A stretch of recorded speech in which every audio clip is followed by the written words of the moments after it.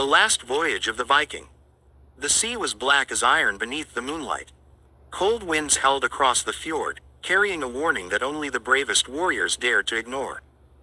On the rocky shores of Norway lived a young Viking named Eric Stormborn. Unlike many warriors, Eric dreamed not only of battle but also of discovering lands beyond the edge of known maps. The elders spoke of distant oceans where monsters lurked beneath the waves and where no Viking had ever returned. One winter evening, a mysterious traveler arrived in Eric's village. He carried a weathered map and told tales of a golden island hidden far beyond the western sea. "There lies a land untouched by kings," the traveler whispered. "A place of endless forests, rich rivers, and treasures beyond imagination." Most villagers laughed at the story, but Eric felt destiny calling. When spring arrived, he gathered a crew of fearless Vikings and prepared his longship, Sea Wolf. They loaded food, weapons, and supplies before setting sail into the unknown. For weeks they crossed stormy waters.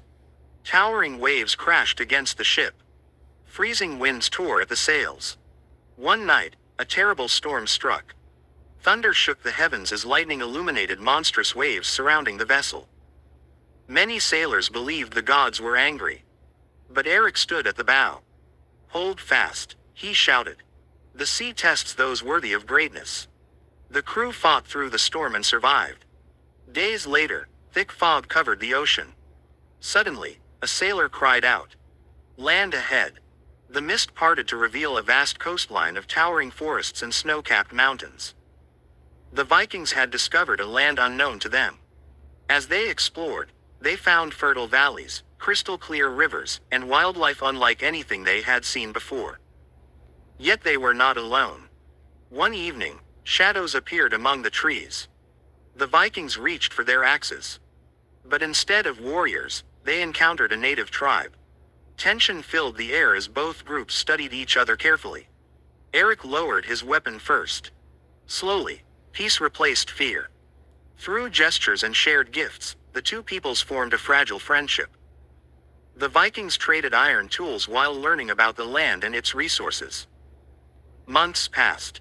When autumn arrived, Eric knew it was time to return home. The Sea Wolf sailed east carrying stories more valuable than gold. Back in Norway, many doubted the tale. Yet Eric's crew had seen it with their own eyes.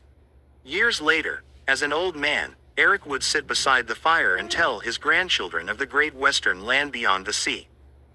And whenever the winter winds howled across the fjords, people remembered the Viking who dared to sail where no map could guide him, and whose courage carried him beyond the horizon into legend.